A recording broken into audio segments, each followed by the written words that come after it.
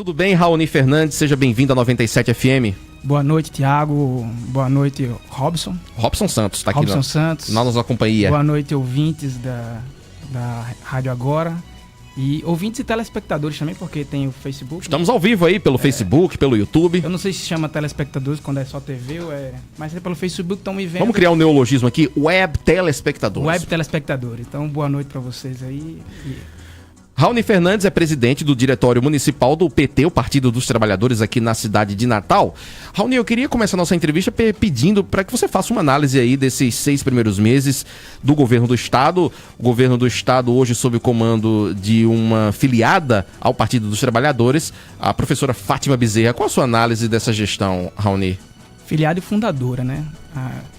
Nós temos... É de muito orgulho para qualquer petista. Eu acho que o povo potiguar está orgulhoso da gestão. E o petista ainda mais, né? Porque nós dizíamos há muito tempo que se tivéssemos a oportunidade de governar o Estado, faríamos bem feito. E mesmo diante de uma carga de vários anos, como estavam dito aqui no debate entre vocês, de recessão, enfim, essa crise fiscal também nacional, ela consegue mostrar números que são difíceis de mostrar. Não é fácil uma gestão mostrar números positivos do ponto de vista da segurança quando há uma recessão do ponto de vista de distribuição de renda. Foi algo que o Coronel Araújo, secretário de Segurança, destacou hoje, né? Não foram entregues novas viaturas, novos armamentos, novos equipamentos para a segurança pública. Apesar disso, houve uma redução na criminalidade, né? Você acha que é resultado de quê, então, Raoni, esses bons resultados? Vamos falar de segurança pública, por exemplo. O Alex estava aqui, ele estava falando de cientista social. Eu não sou nenhum especialista em segurança pública, mas tem uma coisa que eu acho que é importante a gente destacar do ponto de vista teórico, assim, mas é que a diferença que é, né, a inversão de valores, por exemplo, com a realidade nacional, né? Você pega um discurso de segurança praticado em âmbito nacional, o pessoal do Bolsonaro e tal, de bandido bom é bandido morto, que tem que distribuir arma, e aí um discurso nesse nível e você não consegue reduzir os índices de violência. E aí você pega uma Mas tem caído no Brasil como um todo, né, os índices de segurança, na verdade, né, Raoni? Em alguns setores do país, né?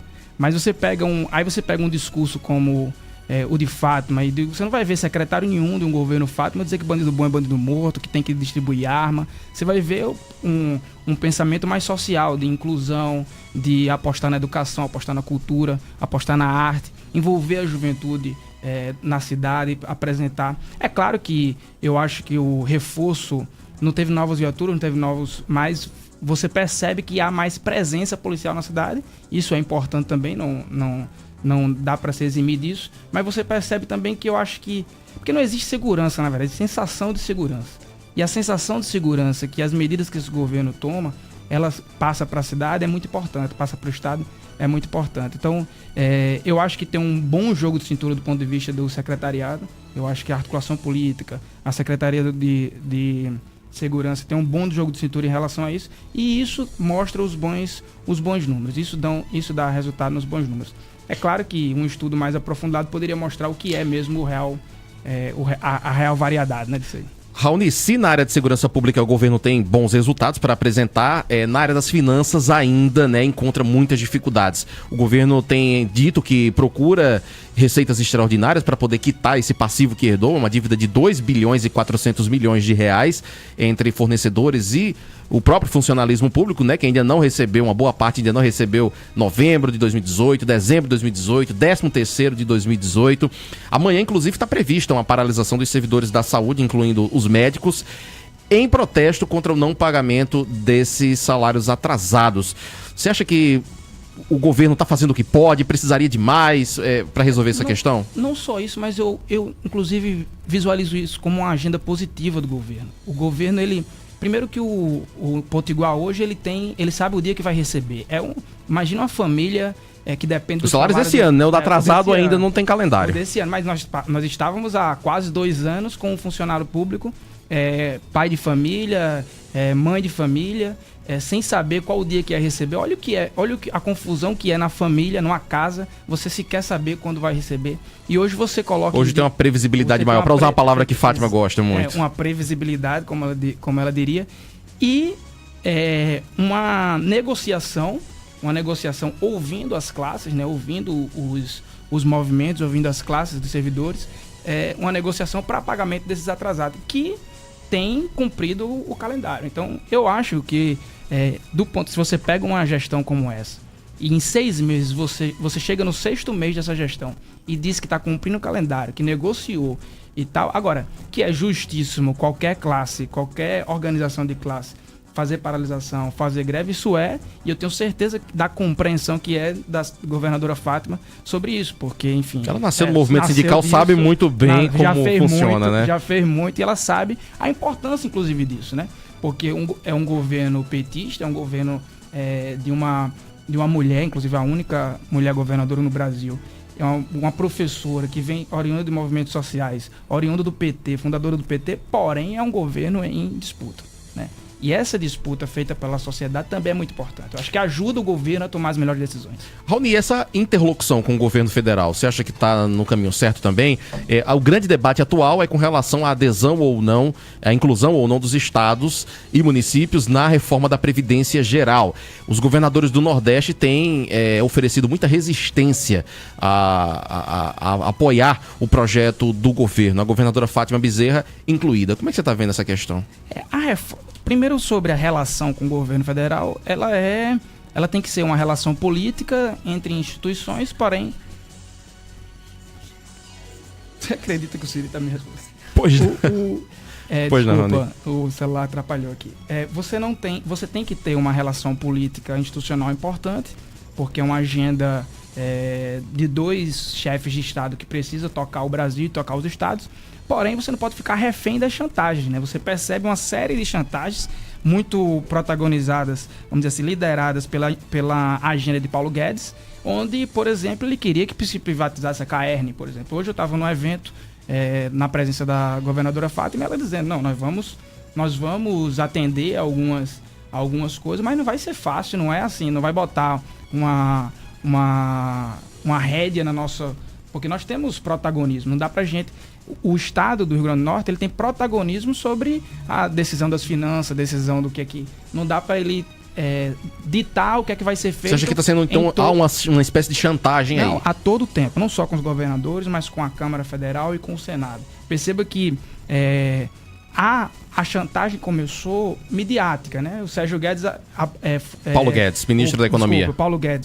O Paulo Guedes dizendo que ia vou abandonar se não passar e tal. O que é que ele está dizendo ali? Ele está dando uma sinalização para o mercado, dizendo, pressiona os deputados aí para aprovar, porque senão abandona o barco. Aquilo é uma pressão midiática. E depois passou até a ter uma pressão verbal em torno de se não aprovar não vai ter emenda, prometer quantidade de emenda, fala-se em 40 milhões por deputado de emendas para aprovação. Isso é uma chantagem na cara dura. E com os governadores é uma chantagem do ponto de vista ou segue a nossa cartilha ou não recebe. E eu acho que Fátima tem tido um jogo de cintura e tem força para isso, ela mostra força. Os outros governadores... Primeiro que o Nordeste está muito bem representado. Nós só temos uma petista, mas eu falo isso com muita tranquilidade. O Nordeste está muito bem representado do ponto de vista dos governadores. São governadores que, apesar de não serem do PT, são governadores que cumprem uma agenda social e uma agenda prometida em campanha de resistência a um projeto que vem para diminuir os direitos sociais, enfim. E eles estão muito unidos, você percebe que eles estão muito unidos. Sim, Raoni, agora a própria... Fátima uma liderança importante. Pois é, a própria governadora Fátima Bezerra tem dito nas declarações que ela tem feito lá em Brasília ou aqui mesmo, que a reforma da Previdência é necessária. Uma reforma da Previdência é necessária. O rombo nas contas públicas aqui do Rio Grande do Norte de 130 milhões de reais por mês. Ultrapassa aí 1,5 bilhão por ano, segundo dados do próprio governo. Ou seja, é um sistema que está fadado ao fracasso, está falido, né? Precisa resolver. Se os estados não forem incluídos na reforma da Previdência Geral, isso vai ter que ser uma tarefa da governadora do Rio Grande do Norte. Que exige uma reforma da Previdência, isso a gente não é inegável. A gente discute sobre isso. A questão é que a reforma apresentada do jeito que ela só pune o andar de baixo. O andar de cima, em nenhuma das reformas propostas tem sequer uma sinalização. A reforma trabalhista tão prometida, que disse que ia resolver o problema das contas, provou-se o engodo, né? Provou-se o engodo, não se resolve o problema das contas. A reforma da Previdência agora é colocada como um grande engodo. Uma panaceia também. É uma panaceia. Se passar, resolve tudo. É mentira isso. Não dá pra achar que aprovando a reforma da Previdência resolve. Para os estados, principalmente.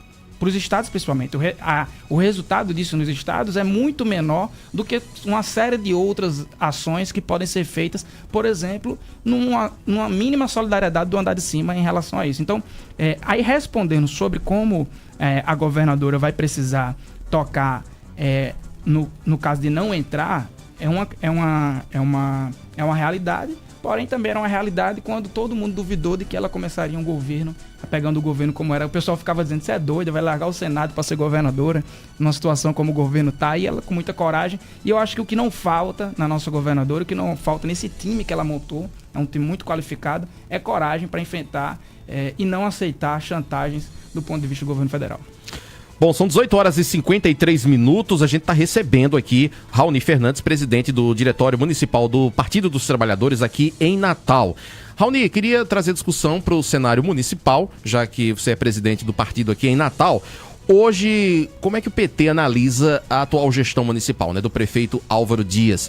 O PT teve uma candidatura própria nas eleições passadas, nas eleições de 2016... e com Fernando Mineiro não logrou êxito, e hoje nós temos aí o Álvaro Dias como prefeito de Natal. Qual é a radiografia que o PT faz? Na verdade, nas últimas duas eleições nós tivemos candidatura própria, né, com Fernando Mineiro. Com Mineiro à frente.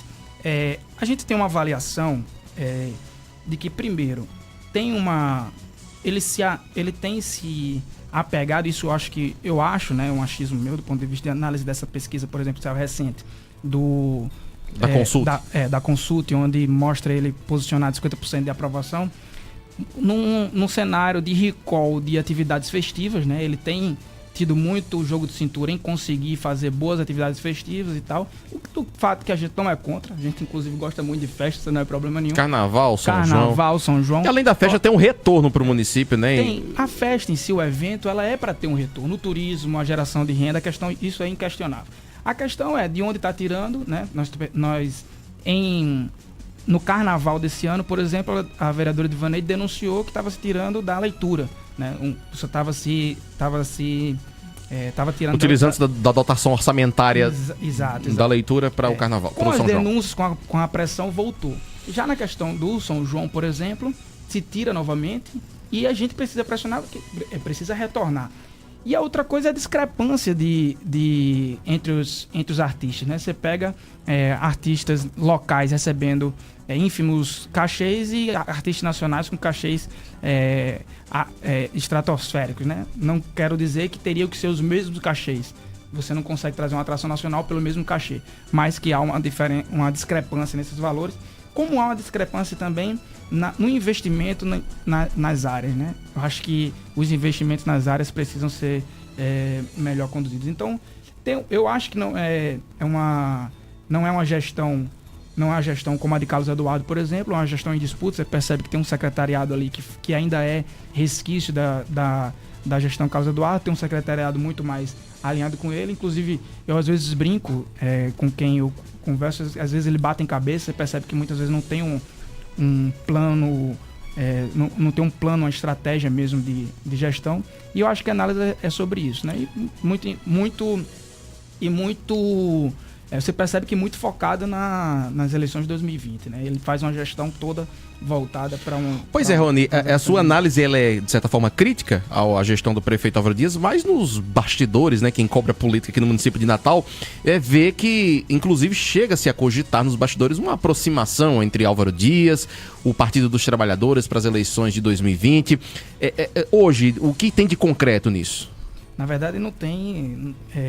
Não existe. Não existe. Dentro da direção do PT municipal, não há sequer uma menção de qualquer dirigente sobre a possibilidade de termos aproximação com a situação hoje em Natal, né? Nós temos dois vereadores, inclusive, em Natal, que é Ivaneide e Fernando Lucena, todos dois de oposição, muito bem resolvidos, fazendo um ótimo trabalho, liderando, inclusive, a oposição à atual gestão. E para 2020, muito menos, né? Para 2020, muito menos. Nós temos um partido hoje organizado com total know-how, com total moral, vamos dizer assim, se me permita, se é essa a palavra, para apresentar nomes.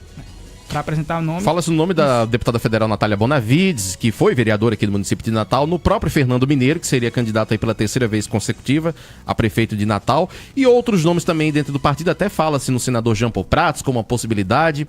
Então, hoje, o caminho do PT, a predisposição seria de ter uma candidatura própria, realmente. Exatamente. Nós não tomamos nenhuma decisão ainda sobre isso, não há resolução.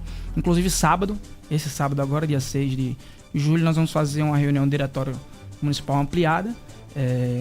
Ampliada é quando demais filiados próximos ao PT podem participar. E é para startar o debate sobre 2020, né? Não só de nomes para 2020, mas de programa. Né? Recuperar qual foi o programa 2012 da campanha Mineiro, recuperar qual foi o programa 2016 da campanha Mineiro, tentar modernizar, entender quais são as mudanças na cidade, as mudanças na questão política, até a questão nacional também envolve tudo isso, e a gente começar a montar um programa. E também, claro, começar a montar uma nominata de vereadores, Na verdade, essa questão da nominata de vereadores, nós já estamos com o pé no chão, vamos dizer assim. E ano que vem é PT, não pode fazer coligação. Não pode fazer coligação. Na verdade, o PT é um dos menos prejudicados com essa nova resolução. Não muda muito, que o PT normalmente faz uma chapa ali puro sangue, né? Duas eleições em chapas puro sangue. Não quer dizer que nós optamos por isolamento, enfim, nós já fizemos boas chapas com o PCdoB, com o PSB, nós já fizemos montamos bons times para disputar a cidade. Porém, com essa nova resolução, nós vamos ter que sair com a nominata de vereadores e, claro, já estamos trabalhando isso, né? Uma boa nominata para que a gente possa ampliar as cadeiras. Tem meta? Ampliar as cadeiras para pelo menos 3, 4, 5 vereadores. Porque, veja bem, é visível, você pega movimentos sociais, o sindicalismo, o movimento estudantil, esses atos de rua, é visível quanto não é relacionada a quantidade de cadeiras que nós temos na Câmara com o peso que o PT tem na opinião pública da cidade. Então, seria 2 cadeiras de 29, não corresponde ao tamanho que o PT merece na Câmara Municipal, e nós vamos trabalhar para ampliar esse número. Vocês pensam também, Raoni, em alguma espécie de estratégia até para fazer com que o Partido dos Trabalhadores penetre mais aqui em Natal, nas comunidades, porque apesar do resultado positivo nas eleições de 2018, né, o candidato a presidente Fernando Haddad venceu no estado, a governadora foi eleita, mas na cidade de Natal, tanto Haddad quanto Fátima perderam, né, na eleição. Como é que vocês enxergam isso? Como é que vocês pretendem, qual a estratégia de vocês para que o partido cresça mais dentro do município? Já é meio que tradicional, o Natal ele dá resultados um pouco inferiores do que o interior para nós, o PT, né? O PT, ele tem, principalmente depois do governo Lula, principalmente a figura de Lula, ele tem uma representatividade para o povo do interior muito mais forte. Porém, se você perceber, da eleição para cá, a população não é boba, né? Você percebe movimentos como esse. Eu pelo menos, nunca tinha visto. Bem que eu sou novo, sou razoavelmente novo, mas eu não tinha visto um ato tão grande como esse, que se fala em 100 mil pessoas. Ou seja, é uma mudança na ocasião dos cortes na área da educação. Exatamente. É uma mudança de comportamento na cidade que a gente precisa pensar como querer renovação, como fazer a comparação entre o governo Fátima e o governo Bolsonaro. E eu acho que uma boa gestão, inclusive, desse governo estadual de Fátima vai nos ajudar a melhorar nossos resultados em Natal. Raoni Fernandes, presidente do Diretório Municipal do Partido dos Trabalhadores aqui em Natal, muito obrigado pela sua participação, pela entrevista aqui na 97 FM. Eu que agradeço, Thiago, estou sempre à disposição, muito obrigado pela receptividade aqui e espero em outras oportunidades contribuir novamente.